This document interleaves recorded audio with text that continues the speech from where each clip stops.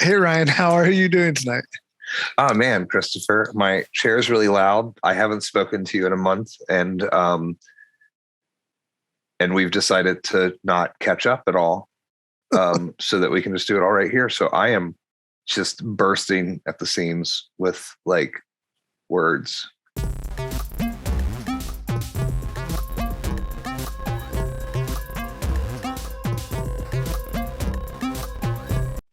With words.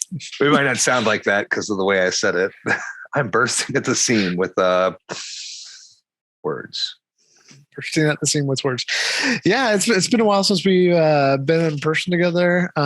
You've been working again. Things are You weird. borrowed a paint sprayer, so we have seen each other, but it's been in passing. Yeah, we haven't like sat down and played a game in a while. We haven't sat down and talked about games. I don't even know what we're going to talk about with games tonight. I brought some stuff. You brought some stuff. I did stream about Origins, but now we could talk about Origins and everything else that's going on in the world of games. Which I know nothing of. On that note, I'll break some news to you that won't be breaking news to most people, but I have no idea what people pay attention to anymore. Like, I reactivated my Instagram. Okay, so maybe you saw this, maybe you didn't. No. But Stefan Brassard, who is still maybe somehow currently president of the Gamma retail side and publishers and stuff. He is president of Yellow USA. Has been pushed out of Yellow USA. He was 25% owner, along with two of the French owners, and then somebody else, maybe another one of the French owners. Are you saying yellow or yellow as the color? IELLO. Okay, yellow, the company. Yeah. Yes. Yeah. Publishes King of Tokyo in the US and bunch of other cool little games. It was one of my first favorite new companies, like 10 years ago. Yeah. I mean, without getting into it, he had an incident at Gamma, at Gen Con a couple of years ago, and Gamma took a minor disciplinary action towards him, but he remained president. And but the French side of the company, which was the original side of the company, has now basically exercised their right to shut down Yellow USA. So I don't know what that means for Gamma yet, with him being reelected by fairly, I don't know, not a huge number, but he was reelected on the publisher side as president of the board. So.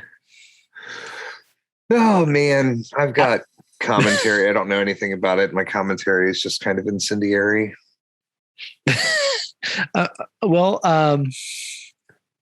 It's interesting to see the market forces at work when Gamma didn't take care of it. So on that note, is Origin still? Are they going to take care of it? Yeah. Oh, are they still relevant? Like, given that, you know, like they, and I'm saying this as a Gamma member, so maybe I will get punished like Tom Vassell did a couple of years ago. They punish gaming's golden child. Oh, you didn't hear about that? So Tom had this big rant, and it wasn't completely wrong. I had some parts that I disagreed with because I think Tom's in a vacuum sometimes. I mean, he gets everything for free. He doesn't have to pay for anything. He can just, if he wants to. I know he does pay for some things, but Tom's in a vacuum from where I sit. It seems like that. But he had this rant that was like, local games stores are going to die and they should die. And I don't care if you're a local game store. And that's a bad take in my opinion. Yeah. Yeah. And but with that, Gamma was like, Tom, you can't come to Origins. and he was like, okay, I have several of my own conventions. Like, you know, I mean, what? Weird. That's so weird. I saw him at the GTS trade show. It's a different story. Yeah, I mean, hopefully Origins doesn't get into my Twitter feed. I do have a Twitter. I don't use Twitter. You know, because then they might not let me come back. I'm kidding. I don't think I have anything relevant to or Origins. I mean, I definitely have tweeted at conventions before. I did that one year. There was like a year where I went to Origins and Gen Con and I was using Twitter and like use it to communicate and tell people things that they don't care about. But then I found out that we could just do a podcast and have even less people. Less people, but I'm not restrained by 144 characters. I don't know. So this is all completely speculative. I think Gamma has done a lot of cool things and good things and continues to do some cool and good things for gaming. I do think that they need to continue to grow. You know what's nice about Gamma? Have you ever gotten your badge early and enrolled in events for Origins? No, I don't usually do events. I do open play stuff. Oh yeah. So the good news is Origins has a ton of room to grow. in that regard. So on that note, I already talked about this on stream when I was talking about without me. Wow, heartbreak! I didn't even know. You didn't even text me. You don't even text me. You just text me. You just text me to borrow the sprayer. No, I asked you if you wanted to go on touch. It's cool. I mean, we could go on mental health space. So yeah, I'm in a better space now. I mean, I'm not. It's the same space, but I'm here, so it's better.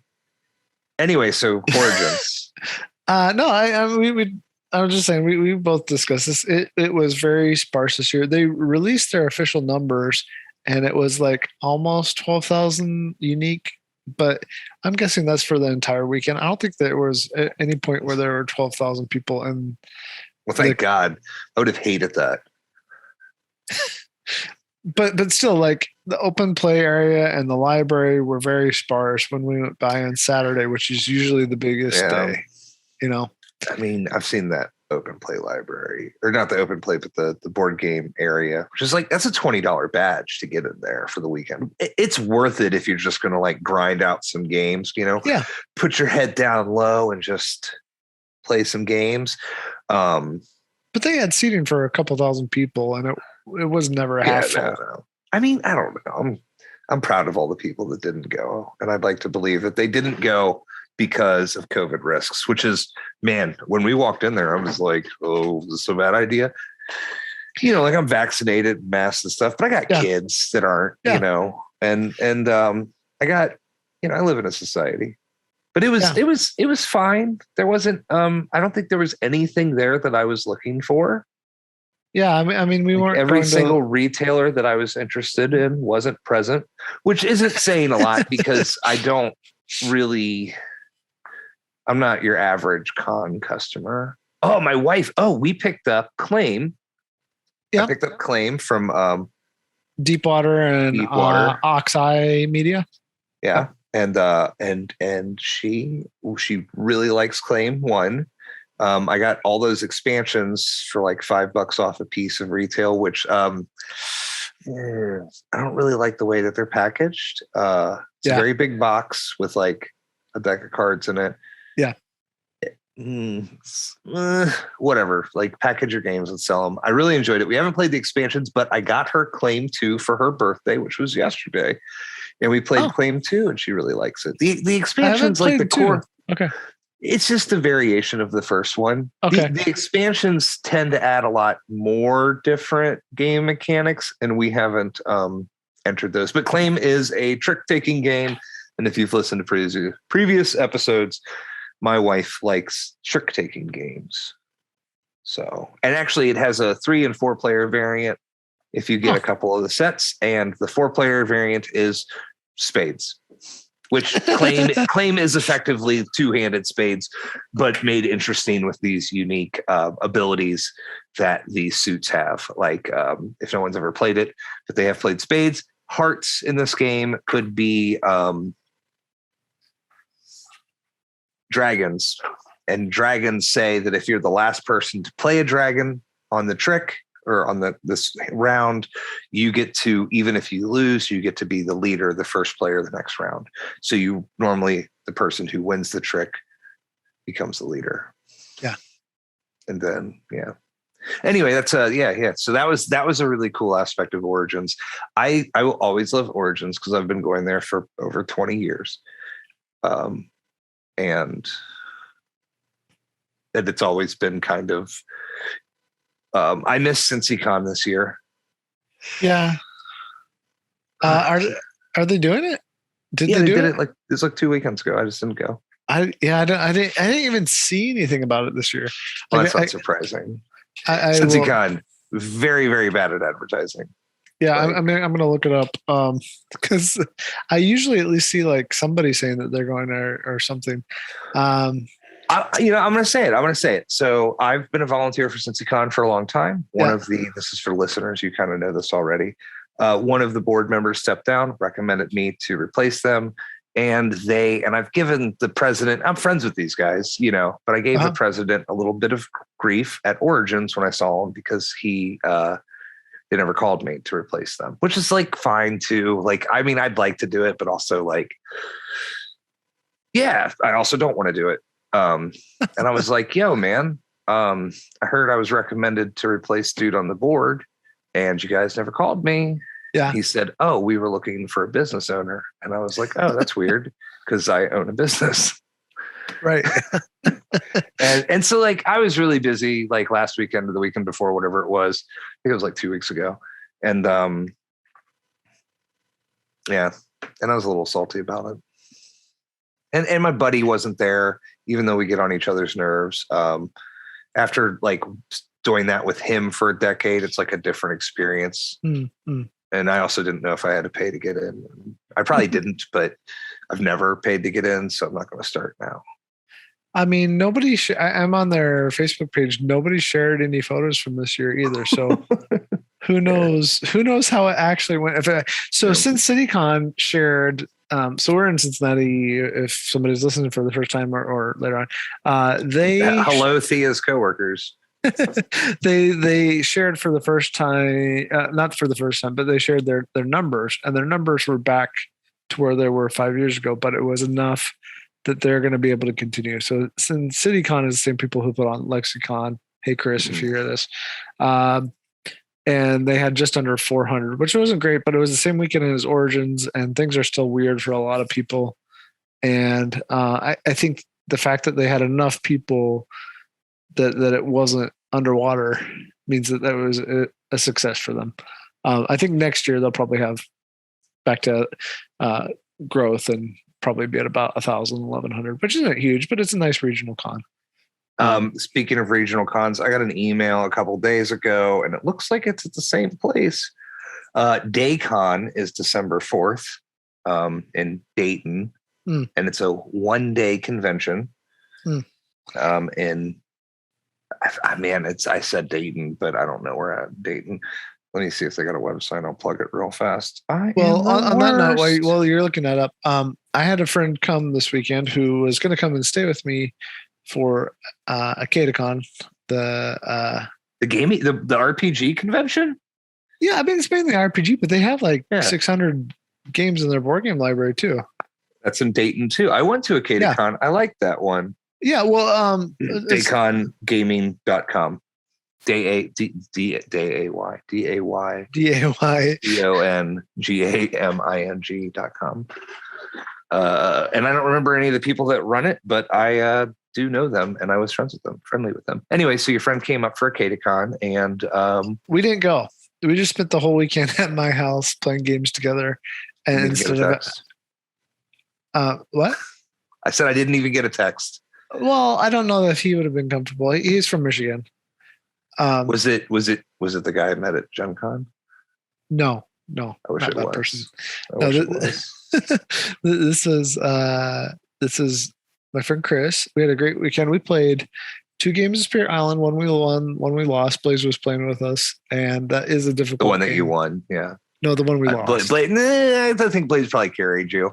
On a hilarious note, we played 3 games of Quacks of Quedlinburg. He brought that one, and Blaze won, Chris won one, and then Blaze won again, but I was 3 points behind him. And then as we're picking everything up to put it away, Blaze finds on the ground 2 of his generic One is a 2-point generic, and one is a 1-point generic. If you're not familiar with the game, it is. Are they negative points? It's a back building game, and they basically move you along this track each time as you pull them out, but you bust if you get over a certain amount. And these were two of the ones that would have made him bust. Yeah. Like he almost like 99% sure I would have raced past him in like an amazing score because I had an amazing score. But he beat me by 3 points, and we were like, wow, that's a really good score. And then at the end, he finds this 2 and this 1 on the ground that had fallen out of the. any dropped pieces? Those are failures of parenting. You should have been a better dad. I should have. Wow. Kidding. I'm kidding. You're an excellent dad. So, Acadecon was supposed to happen. We had badges. We just didn't go. And that's okay because it's a good con. They're good people. It doesn't need your support. I played. It doesn't need our support. By the Wrong Brothers, I think is what it's called. I played. Oh my goodness. What? It was a Kickstarter. It was pretty cool. That's how we got our badges. We went through the Kickstarter. Yeah, I didn't play. I was a demoer when I was there, but I played a cyberpunk game, and never going to remember the name of it. Anyway, part of the Kickstarter that I backed, they actually did a 6-track rap album or hip hop with local artists. And yeah, it was super cool.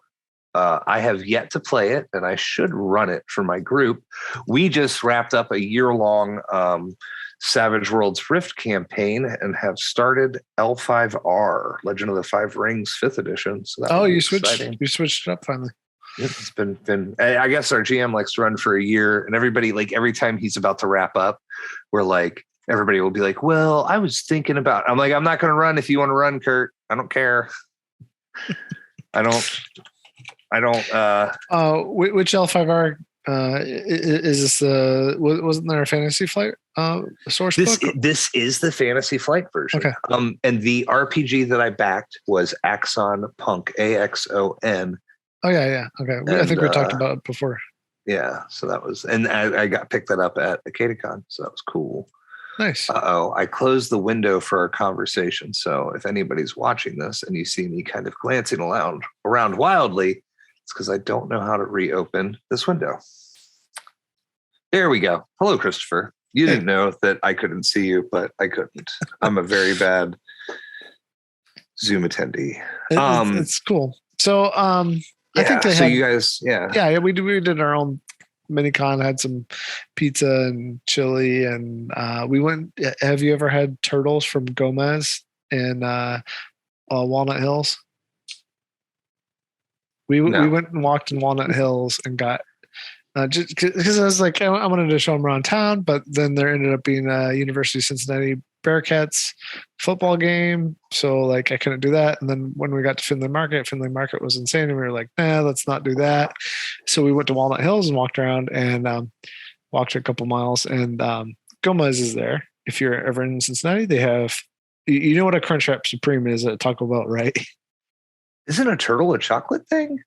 So no. So let me finish. So okay, do you know what a Crunchwrap Supreme is? Yeah. Oh yeah. Okay, yeah. Where they take like a flat fried tortilla and put it inside of a flour tortilla with like toppings. Okay, Gomez does that, but they have like their own hot sauces and stuff, and you can get fish or chicken or beef. Or I don't eat those ones. I eat the fried tofu, which even a lot of people I know who are mainly carnivores love their tofu because they do it in like this spicy breading and deep fry it. And then they throw it in like this Crunchwrap thing and they call it a turtle. I'd eat that. Oh, I've seen a picture of those. Did you post a picture of those? I did not. No. So we went and got those. We had good food together and played some good games. We played Quacks. We played Spirit Island, played Cubitos. We played, what else did we play? Role Player, the game by Keith Mateka. I always say his name wrong. I'm probably saying it wrong now. Whirling Witchcraft. That was fun. That's a good game. I can't remember all the games we played. We got a lot in for like 2.5 days because you got here on Friday, left on Sunday afternoon, so you could get back to Michigan. That's nice. Yeah. I'm more and more I'm liking the idea of just like having mini cons with friends versus going to big cons anyway. Yeah. Like, well, I'm gonna CincyCon's happening again soon rather than later because they usually happen around my wedding anniversary, the end of February, beginning of whatever after March. So they're actually scheduled, and I think I'm going to try to organize a Bloodbowl tournament. So what is that one? CincyCon? I thought you said that happened 2 weeks ago. Yeah. And then it happens again in February? Yeah, that's their COVID. Everybody's off a couple of months, so everybody pushed their conventions around. Oh, okay. I thought you were saying that they like happened last week or something. It did. So it happens in February or March of every year, usually the first week of March, which is around my anniversary, except for, so in 2020, I went to CincyCon because the world hadn't shut down yet. Gotcha. And then, but there was grumblings of the world shutting down. And then, well, it's not really that big of grumblings at that point. And then this year they pushed it back to October, and then it's back on its normal time next year, which will be, and I'm thinking I want to try to organize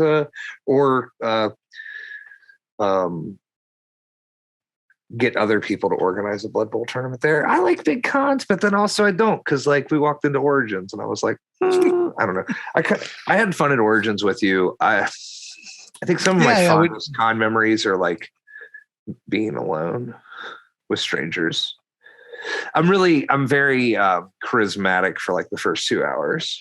So as long as like I can hang out with people for under 2 hours, like I'm just going to blow their mind and then never see them again. And they're going to be like, you remember that guy role playing at our table?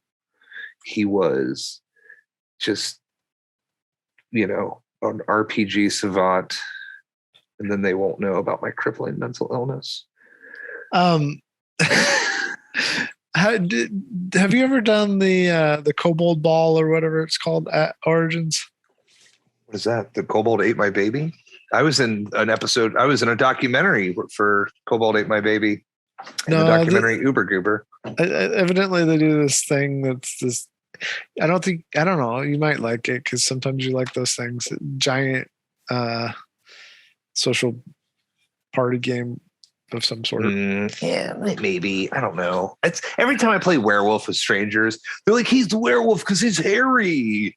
And I'm like, that sucks. That's a terrible reason. I mean, it's a good reason if like you're like doing a really heavy RP. Like I'm a dumb villager. And and if I get murdered in the first round because I'm hairy, then yes, you are a dumb villager. Yes, you are. Sorry. So I want to say I started making kombucha again. So this is my dry hopped watermelon kombucha. I'll try it. It's well, you don't get to because it's the end of it. Oh, okay. But I'll make some more at some point. I still have some hops, and watermelons are going out of season. So we've talked about this. I'm just not a huge kombucha fan, but I love teas, so sometimes I should like kombucha, right? Yeah, I mean it's just a tea that's gone sour. Yeah, this is literally what do I do? 2.5 cups, then one 3/4 of a cup of loose leaf green tea to make this. 2 gallons, so is how much I make. So part of it is I there's a price association thing. Like if I don't like when things get pricey just because they're popular, and then I'm like, this doesn't taste as good as whatever you're selling it for. I think kombucha's always been kind of pricey. Yeah, that's probably why as a long term. But it's a lot more accessible now. You can get it in like a gas station now, but it's still, I don't know. I drink like a cup, 2 cups measured a day on most days. So, but I quit, drinking, alcohol. So you save a lot of money when you quit smoking cigarettes and drinking alcohol. and you start eating cookies and drinking kombucha. So I don't know any other news. Bloodbowl, man, we're saving the best for last. Christopher, Origins. It was kind of dead, which is good. Yeah. I got to hug the Arnold statue. I don't know. I think it will be fine. Like the thing is Origins is like it's not that it's too big to fail, but it's kind of like that guy getting voted back into Gamma. Is that guy great? But people are going to do things like these new local conventions. They're going to have to. They're really going to struggle to how's a local convention going to upset Origins when the big companies don't even want to go to Gen Con anymore? So where's their revenue going to come from? It'd have to be like CincyCon, who makes their own food that's affordably priced and very soul food, not soul food, comfort food. You know, and a lot of people say that's gross. And I say, I'm sorry, like I can eat like homemade Skyline chili, like 3 times a day for 3 days. I don't know what we're talking about right now. I'm talking about that CincyCon's revenue stream is they run a kitchen. Oh, okay. So the badges kind of cover a lot of the stuff, but they, instead of worrying about like badge numbers, their additional income comes from this kitchen that they run. Yeah, I think Origins as a convention will continue to exist no matter what happens with Gamma as an organization in the next couple of years. There's too many people that love it to see it just go away, right? I mean, I don't love it enough to stop it from going away. But there are enough people who do. Yeah, there's not many things. Like there's nothing commercially that I love so much that I would like. Well, I don't think that's what people love. I think people love their memories that they associate with it, and they're like, "Oh, I like you said, I've been going to it for 20 years," and so for them, you know, turning. I mean, I talked to. Well, I guess I'm a millennial. You know, I mean, you are too. So like, there's like, if an industry is going to die, like I'm not going to be like, if Origins put out a thing like, hey, can you come to Origins this year? We might go out of business. Like I might go because I like Origins, but like, you know, I also might not. That's fair. Like, but I think there's enough people who would want to see it continue. I mean, I absolutely do, but I don't think that it's going to die from being disrupted by smaller cons. Oh, no. Or anything like that. Was I saying that? No. Oh, okay. But I'm just saying that like what would threaten Origins? Like I don't retailers and publishers backing out of Origins would threaten Origins. I'm thinking that hurt Gen Con a lot more than that hurt Origins this year. Well, Gen Con's an exhibition show. It's not a gaming convention. It's a trade show it's a retail show. Yeah. So Gen Con. That's why I don't like who. I don't know. Understand why people like to stand in line to pay for things that are. What's 1,000 feet long and filled with gamers? Line at Gen Con. A line at Gen Con. I mean, it's fine know. If somebody gets in that. I guess I have patience, and there's always more games. I think Gen Con runs a lot on FOMO, fear of missing out. Yep. And it's definitely, you know, and then there's nothing wrong with people who save their money or people who, well, there's something wrong with people who make too much money. But there's nothing wrong with people who, you know, have money and they have a hobby. You know, I don't think, you know, there's nothing wrong with having a hobby. I don't think like 0.01 percenters are coming into Gen Con and like blowing cash, you know, like Bezos isn't doing it, but people, you know, people who have careers, families, and they want to go to Gen Con, they want to get the VIG badge, they want to get in the show hall an hour early, and they want to drop fat stacks at the FFG booth, which probably isn't there anymore, but you know, whatever booth is still there, like more power to you. Like I don't want to yuck people's yum, but Gen Con is not, it hasn't felt like a gaming convention in a while. Yep. And that's why I personally have no interest unless somebody else is going to pay for me to go. And like, I think that's the thing with Gen Con for me is that my thing, I enjoy being with people and talking with people, and Gen Con isn't that. It's the same reason I would rather go to Universal than go to Disney. Like at Universal, you're going to get to ride a bunch more and have more fun with the people that you're with, in my opinion. Like than in Disney, you're going to stand in a bunch of lines and get your feet run over by strollers. Well, here goes tangent. Right? I read an article recently. I guess. So Disney in the early aughts, I guess, they were having an issue with attendance, too many attendees. So they started limiting it, you know, and so they wouldn't give reservations. So what people would do is they would drive up there and go in, like some of the comments that I was reading said it was like the Chevy Chase movie, Family Vacation. And they go in and they're like, hey, we reached maximum. And they're like, oh, you know, my kids, they want. And so they'd have to let people in. So Disney just raised their price to try to discourage people to go. And it really, I guess, hasn't worked. But it also has worked because I'm not taking my family to Disney. No, yeah. Because I am discouraged by that price. That is, especially considering that price comes with just lines.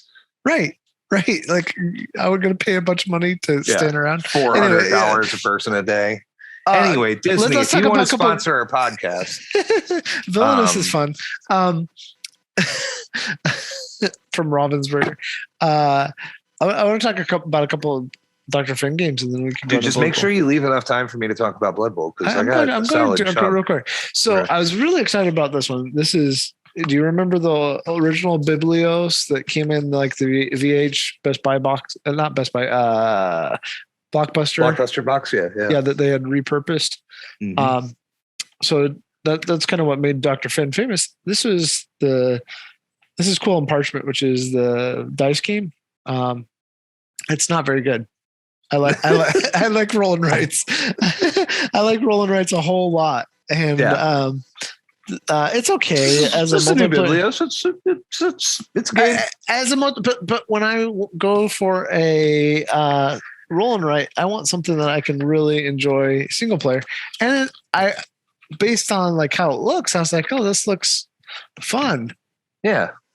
It's not very fun as a solo game. Any listeners, Christopher just held up 2 pieces of paper that have a lot of squares and stuff that look like they're dry erase, like you could erase. Yeah. They're dry erase, and I do like that I don't have to keep wasting paper. They, to somebody who doesn't play board games and somebody who doesn't play roll and writes, would look at those pieces of paper and they would be like, how is that fun?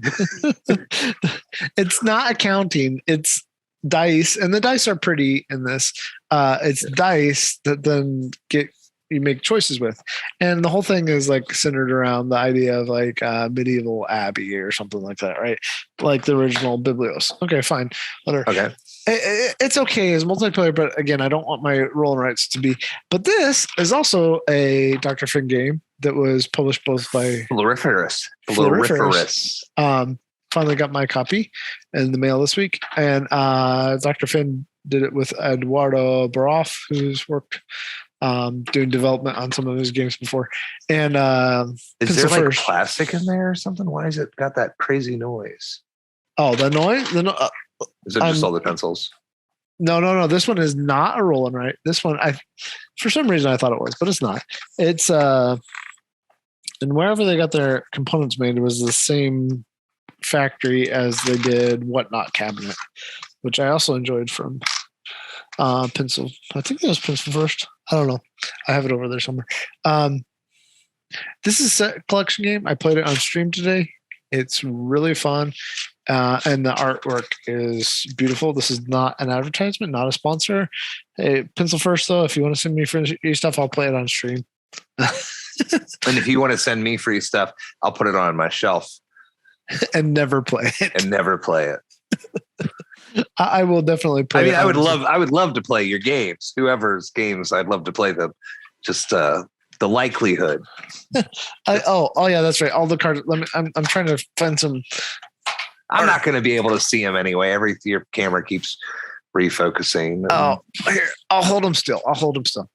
So, that's a lily. Oh, it's a pretty. Yeah. So originally, Clementine. I forget her last name. I believe she's from France. She did these as watercolors. Oh man. And then the only thing I'm confused by is there are moths in this game, right? But see that moth there? Yeah, it's like a little tiger moth or something, right? What's wrong with it? It looks like a lanternfly to me. So this is not. Yeah, nobody knows what a lanternfly is. If you've been to Pennsylvania, you do. Then you know that they're wrecking crops. I've been to Pennsylvania. I don't know what a lanternfly is. Well, in the last couple of years, they're wrecking crops and stuff over there. They're like an invasive species that they pee on everybody when you're sitting there. Oh man, those. Well, they're taking over the natural vegetation so much that they're like killing crops, and then they're just sitting everywhere, and it's nasty. They're like stink bugs here. They're much worse. Well, I mean, I don't know. You know where stink bugs live? A lot of times in people's houses. No, where? Soffit vents. In where? The soffit of the house in the vents there. Yeah. So when you're like swinging a paintbrush over that, they just start pouring out.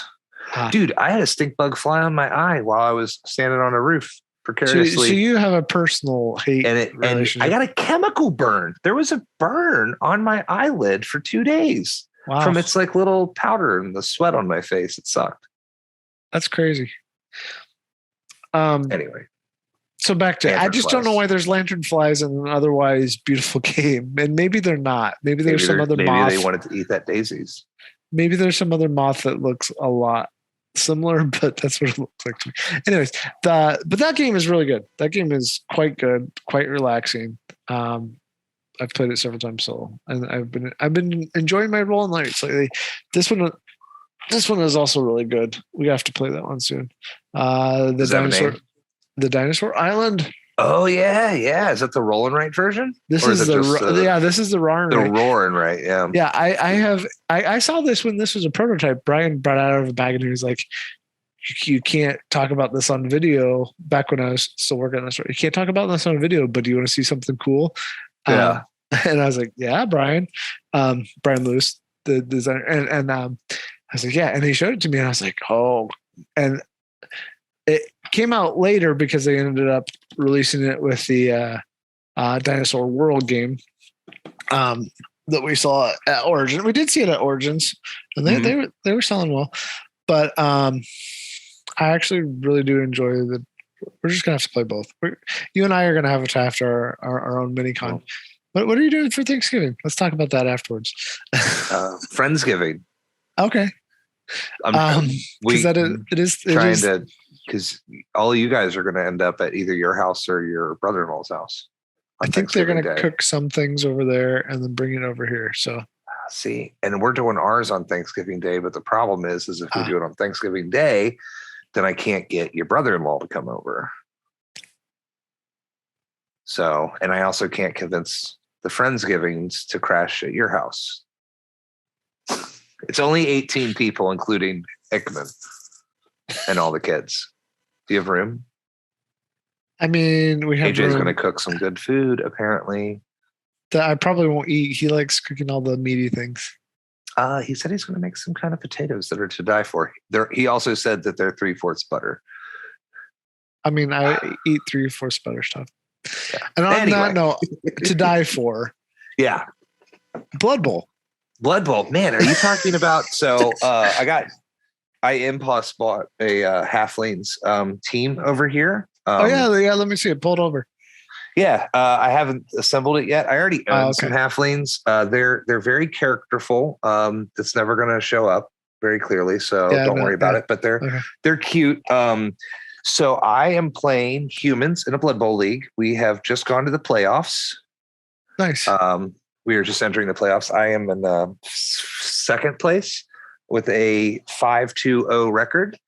I really like Blood Bowl, though. I think it's a fantastic game. For anybody unfamiliar, Blood Bowl is fantasy football played with 11 players on a field called a pitch, and you have to score touchdowns and commit acts of violence. And when I say fantasy football, I mean it has halflings, humans, orcs, dwarves, tree men, ogres, all that kind of stuff. But it also has a lot of fun, if you choose to have it, that fun narrative and fluff, because we're playing in a league. I would talk more about my team, but I do a pretty deep dive into theming, and my theme is hilarious. So it was developed in the 80s by Jarvis Johnson. Yeah, part of the Warhammer crew, right? Yeah, so it was made in like 82 or 83. It had multiple editions up until third edition was one of the big pushes in the 90s, which came with that was Dungeon Bowl, which Games Workshop has recently announced that they're remaking, which I want to buy it, but it's like $160. And I'm like, I can play it with the kids, but also it's $160. And I own like 7 Blood Bowl teams. Oh, wow. So then after a certain point, probably in the early aughts, Blood Bowl wasn't touched by Games Workshop as a license for like a solid decade. And it was picked up by fans.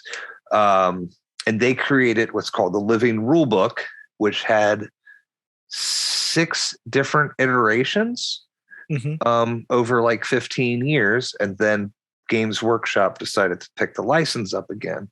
And when they picked the license up again, they pretty much ran with the fan-made rules. And that was in 2016. And now we are in 2020. And I think that this is the only Games Workshop game with good rules. And by that, I mean rules that are somewhat balanced. But yeah, man, it's a league. We've been having a lot of fun. I've made a lot of extracurricular, fluffy things. I make stupid jokes the whole time. Like my quarterback's name's Tom Brady. I'm very excited about it. I feel like that should be spelled Braidee. It's actually Braidy, because he has braids. Right. And I've actually sculpted that onto the model. So that's so he's actually has braids. But there's just a lot of pun jokes about people. I think that's the most clever one, though. That's why I said it. And then my big guy is named Richard Gronkowski, based off of Rob Gronkowski. Yep. And then you can kind of see where my naming conventions is a little degenerate. So we have a lot of fun. But yeah, I've been winning. I've been doing well. It's a lot of fun. The league that I'm playing with these guys, and I highly recommend. We started playing Blood Bowl 7s.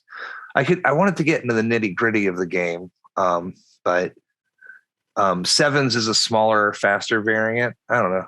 Now I feel scatterbrained. What's the difference between 7s and a regular game? About an hour and 15 minutes. Well, how many do you field if you play a regular game? You play 16 turns. Okay. So this is with how many characters? 11 apiece, and everybody gets, so some nitty gritty Blood Bowl facts. Okay. So there's 8 turns per half. Each player gets 8 turns. So you're playing 16 turns total. Your turn ends when you end it, when you activate all of your characters, or when you fail an action. So Blood Bowl at its heart is a dice rolling game. You roll D6s. If I want to throw the ball to another player, I roll a D6 to throw the ball. Then I roll a D6 to catch the ball. On that roll, I might need to roll a 2, or I might need to roll a 6. Pretty much ones always fail. As soon as I fail an action, I can use a team reroll if I have them available, they're expensive. You know, my team only has 3. And to re-roll it. And then if you fail an action, your turn ends, and then it's the opponent's turn, and the ball's kind of in play when that happens, you know. So if I threw the ball would land somewhere, and then you would get to activate your 11 players. How do you decide where it lands? Deviation, just a simple D8. So you have a target square that you're throwing to. So I'm throwing it from Tom Brady to Eli Stank, and Eli drops it, which he hasn't. And and so it would if he failed to catch, but the throw was a good throw, it would deviate. It's a grid based game, so it would deviate a D8, and then there's a thing template? that has a template. A template, Yep. yeah, that's the word. So that's what's cool about the game, and so it's really it's a dice mitigation game. It's a risk mitigation. So to play Blood Bowl well, you need to roll hot dice, because you can't stop hot dice, but also you don't want to roll dice ever in Blood Bowl. Right. That's how like the less if you roll dice, if you have a risky action to take, you want to take it later in your turn, and you want to play the game where you're not forced to take risky actions when you don't want to. And that's why I really like the game. Now, I've made a dice cup for the game. No one in the league has sold it. I'm still painting it. I like to make up stupid phrases. So this is a giant foot that's cartoonishly made. And then it says, I'm in the process of painting it. And it says ABF, which is always be fouling. So I have some core rules, like always be fouling. And fouling is literally when you attack a player that's on the ground. And then like always blitz with the ball carrier. And then on the other side is going to be this little thought bubble with a positive symbol. And that's PPT. That's the power of positive thinking. Okay. And then on the bottom of the dice cup is a flaming D6, because you can't stop hot dice. So it's just it's a fun game, and I like tilting people by telling them about my hot dice rolls. But really, I just kind of play well sometimes. Except for last week, I got stomped. So what happened? What did you not mitigate the dice, or were they just that bad? I made so I've lost 2 games this season. The first game was to humans. I had previously lost to that guy when we were playing online and during COVID, and I kind of I got in my head a little bit. Andrew, if you're listening, you got in my head. I would never admit that, but I don't think anybody listens to this that I know.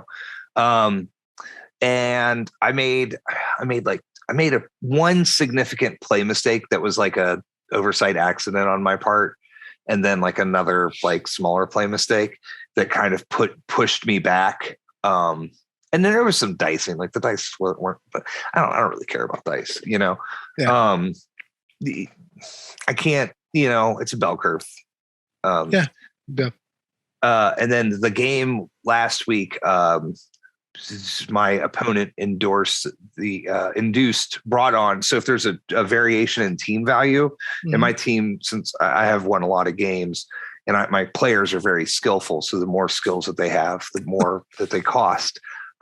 There's 200,000 difference in our team value. My team value is 1,300. Okay, and so 1,300,000, and his team value is like 1.1 million. So he spent some extra money, and he brought on the best player in the game, and I just overcommitted because this guy is a huge threat, and he will kill my players. And because I have had a couple players die, and I overcommitted and lost 0-3, which was painful. But I was like, I had like 7 guys fouling to put that in perspective. Like I knocked the guy over, and then 7 people stood around and kicked him to try to remove him from the game, because that's the kind of man that I am. So if a player dies in a game, they're out for the rest of the season, right? Oh no, if they die in the game, they're gone forever and ever. Yeah, I mean, like, so I had Echo Papa die, and I just replaced him, and then I also had Elm Fender die. And if anybody can figure out what these names are based off of, it will crack me up. I can give you my whole team name list, and no one will know. Because it's so dumb, and it's so I really bury it. But yeah, I just replaced them and then just gave them the same name because they weren't really advanced. I have one player with 5 advancements, which is after he gets the next one, he can't get any more. Okay. That's Eric 2K Applause. 2K is his nickname. Okay. Yeah, these are all just giant inside jokes for me and me alone. I'll give you a hint. Okay. Eric, 2K is the weight. What do you call 2,000 pounds? A ton, yeah. And what do you call an applause? An applause? An applause. What's another word for applause? Clapping. Okay. So Eric Clapp, and his nickname's 2K. It's Eric Clapton. Oh. So dumb. But you flipped. It's so dumb. But they're flipped. It's his nickname. It's his nick. I can't tongue clap. Yeah. I got a guy named JB's. JB's. Oh, gosh. Louis C.K. SEAKAY. Little Stone. That's a good one. Oh my. It's Kid Rock. It's Kid Rock. Yeah, I know. I know. I'm just gonna say Cleveland Crackers represent. That's my team name. That's great. I love it. It's so dumb. Wow.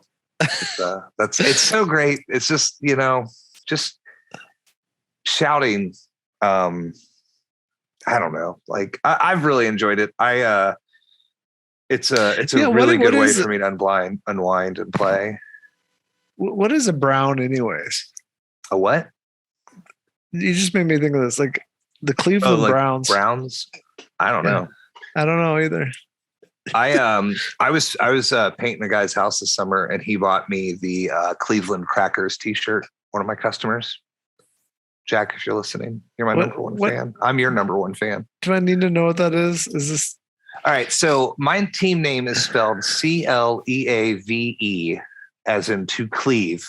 Okay. Cleveland. I got that part, but and then crackers, as in to crack. But also a pejorative for white boys dude. like us. Yes. So that is my team name. And then all of the people on my team are, in my opinion, in my humble opinion, out of touch white dudes. Okay. So that's the whole theme, except for my Rob Gronkowski character. Rob Gronkowski is not out of touch. He is I don't follow football, but I follow Rob Gronkowski. I have no idea what Eric Clapton is up to these days.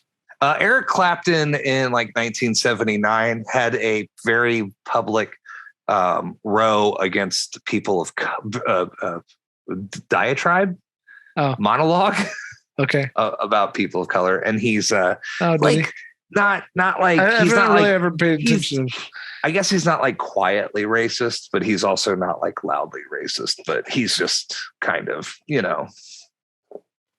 a privileged white guy playing. I think he made remarks like a poorer version of the blues, a worse version of the blues. But he would say that the blues and stuff like rock is better and wasn't inspired by it or something. I don't know. He was what? Yeah. Yeah, it's just out of touch. Out of touch, privileged white guy. Okay. Yeah, so that's the Cleveland I had no idea he was so dumb about that. Okay. Yeah, so next season, I might not play them again. You can carry them on forever and ever. Yeah. The teams indefinitely in league play, and I would recommend playing Bloodbowl to anyone. It's a great game. It's fun, but I don't know if you've sold me on the game at all. I mean, it really, I wouldn't recommend the game to a lot of people who it's a fun game. But it's fun as in the same way that, what's it called? Twilight Struggle is fun. It's a risk management game. Okay. The thing is you get to make stupid jokes all the time, like power of positive thinking or ABF or always be blitzing with the ball carrier. And you get to give your people silly names. So you'll just be like, JB's about to blitz. Get him, JB's, 2 dice up. And there's this whole community and lingo around it. But at the end of the day, it's a risk management game. And I don't think people enjoy risk management games a lot of the times because hot take. If they don't manage their risk well, they're going to blame the dice. I lost it. I've been diced. People get diced. That's part of, and you can't, if you roll two ones and then you re-roll it into two ones, your turn's over and you're done. And it could be your first action. It's happened to me. It's happened. I've rolled. That is the dice. How do you manage that? You just I mean, if it's the beginning of the game, like, and I think that's why I'm a lot better, at least in tabletop, because it's a board game. It's a board game that uses miniatures, but at its heart, it's a board game. I think that's why I enjoy it so much, and I'm better at it is because man, I'm really good at capitalizing on other people's like mistakes. Oh, sure. That's something that I'm good at in games. I'm not good at not making mistakes. I'm not good at making the best play, but I am good at like finding the weakness and showing it. Yeah. But I don't like try to brutalize my opponents, and I let people take backsies, and like I'm here for a good time at the end of the day. But Blood Bowl at its heart it looks like a big silly dumpy game where you've got halflings that tree men pick up and throw across the field to hit people, which is amazing fun. And then they die, it's a risk management game. Yeah. Anyway, everybody should play Blood Bowl, even if so you can get good. Squash those dice. Can't stop hot dice. Can't stop hot dice. Won't stop hot dice. TPT. Yep. Remember, if you need to roll a 6, just power positive thinking. Roll a 6. I think we'll end on that. See you, Ryan. See you, Christopher. Bye.